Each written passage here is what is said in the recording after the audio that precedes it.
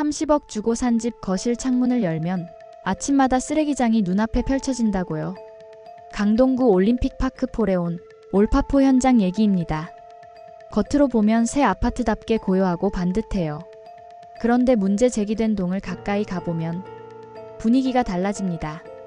특정 동 1층 거실 앞 바로 맞은편에 쓰레기 수거장이 있습니다.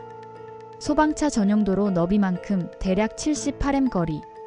창문 너머로 플라스틱 따로, 음식물 따로 쌓이는 모습이 그대로 보이고 수거 차량이 수시로 드나듭니다.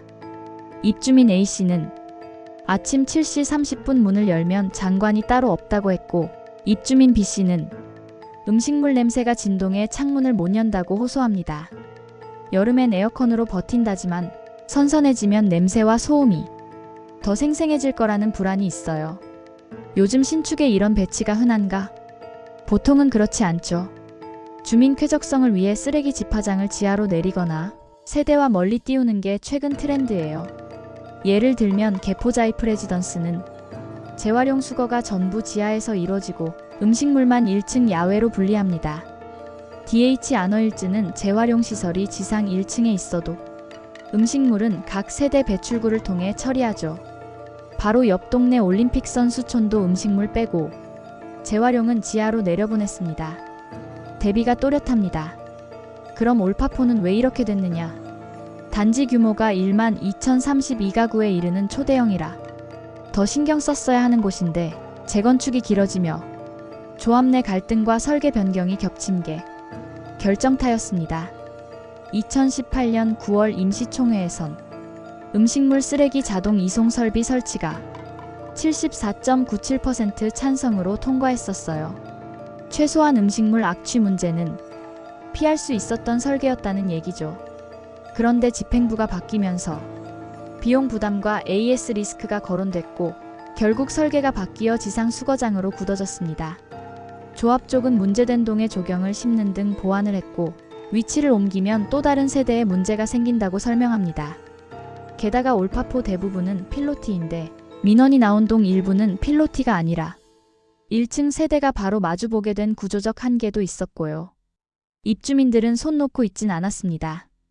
4월쯤 70명가량 온라인 동의를 모아 관리사무소의 개선을 요청했지만 당시 강동구청은 사유지라 행정 개입이 어렵다는 입장, 관리사무소도 입주자 대표회의가 아직 없어 논의가 힘들다는 답을 냈죠.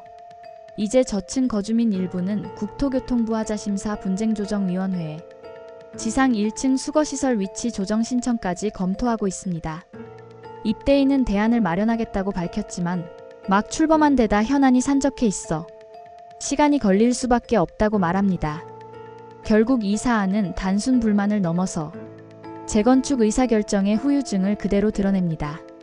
비용 절감과 유지보수 편의가 앞서면 입주 후 생활 환경이 희생될 수 있다는 경고죠.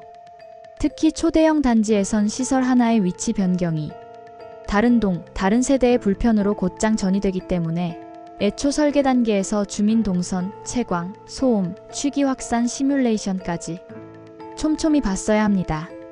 그럼 지금 할 수 있는 건 뭘까요? 영상 보시는 입장에선 이런 그림을 떠올려 보시면 됩니다. 수거장 상부 측면의 시야 차단과 냄새 확산을 막는 구조물 설치, 악취 포집 후 배기 시스템 보강, 수거 시간대 조정으로 아침 피크 최소화, 수거차 회차 동선 재설계, 가능하다면 부분 지하화나 위치 재배치까지. 물론 말처럼 쉬운 일은 아닙니다. 화재 동선, 소방법 이격, 트럭 회전 반경, 유지관리비, 인접 세대의 새 민원 같은 현실의 벽이 버티고 있으니까요. 그래서 더더욱 입대의 조합, 관리 주체, 전문가가 한 테이블에서 데이터를 놓고 검증해야 합니다. 이번 올파포 쓰레기장 뷰 논란은 새 아파트의 번듯한 외관 뒤에 가려진 아주 일상의 문제를 보여줍니다. 창문을 열 수 있느냐, 아이가 뛰노는 1층 마당에 어떤 냄새가 스며드느냐, 새벽마다 어떤 소리가 들리느냐 같은 문제요. 수만 명이 사는 도시 하나의 질감은 결국 이런 디테일에서 결정됩니다.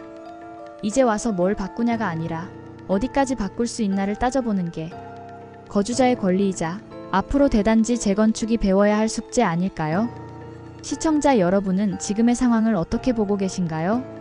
두 번째 이야기입니다. 전세 낀 집 사서 보증금은 HUG가 대신 물어주게 하고 나는 손해 없이 빠져나간다. 이게 바로 악성 갭 투자자들이 써먹던 편법입니다. 그런데 이제 이 길이 막힙니다. 그동안 민간임대주택으로 등록하려면 임대사업자 등록만 하면 됐습니다. 임대사업자는 의무적으로 주택도시보증공사 HUG의 임대보증에 가입해야 하죠. 문제는 현재 규정상 전세 계약 기간이 얼마나 남았든 상관없이 보증 가입이 가능했다는 겁니다. 그래서 어떤 일이 벌어졌느냐. 계약이 몇 달 안 남은 전세집을 사서 임대보증에 가입하고 계약 끝나면 세입자에게 보증금을 안 돌려줍니다. 그러면 세입자가 HUG의 보증금 반환을 청구하게 되고 HUG가 대신 지급하죠. 그 순간 집주인은 보증금 물어줄 필요 없이 무자본 갭 투자를 완성하는 겁니다. 허그 입장에서는 이게 완전 먹튀예요. 그래서 칼을 뽑았습니다. 앞으로는 민간임대주택 등록일 기준으로 세입자의 임대차 계약이 절반 이상 남아 있어야 등록과 보증 가입이 가능하게 하겠다는 겁니다. 세입자가 전세 보증금 반환 보증에 가입하려면 계약 기간이 절반 이상 남아 있어야 하는데 이 조건을 임대인 쪽에도 똑같이 적용하겠다는 거죠. 예를 들어 전세 계약이 2년인데 남은 기간이 8개월 뿐이라면 이제는 새로 산 집을 민간임대주택으로 등록할 수 없습니다. 다만 예외는 있습니다. 집을 산 사람이 세입자와 다시 계약을 맺어서 기간을 연장한다면 그때는 등록과 보증 가입이 가능합니다. 중요한 건 이 규정은 민간임대주택에만 적용된다는 겁니다. 일반 임대인은 해당되지 않아요. 민간임대주택이란 민간임대주택에 관한 특별법이 적용되는 등록 임대주택을 말합니다. 허그의 의도는 분명합니다. 보증금 반환 능력이나 의사조차 없는 임대인의 최소한의 도덕적 해이를 막겠다. 그동안 허점이었던 임대차 기간 제한을 둬서 세입자 보증금을 볼모로 한 무책임한 갭 투기를 원천 차단하겠다는 거죠. 결국 이번 변화는 단순히 규제 하나 추가하는 게 아닙니다. 전세보증 제도의 신뢰를 지키고 악용으로 인한 허그 재정 부담을 줄이려는 시도입니다. 갭 투자자 입장에선 이제 전세 낀 집을 사서 단기간에 현금화하고 빠져나가는 전략이 사실상 불가능해진 겁니다. 시청자 여러분은 지금의 상황을 어떻게 보고 계신가요? 오늘의 이야기가 도움이 되셨다면 좋아요와 구독, 알림 설정 부탁드립니다. 감사합니다.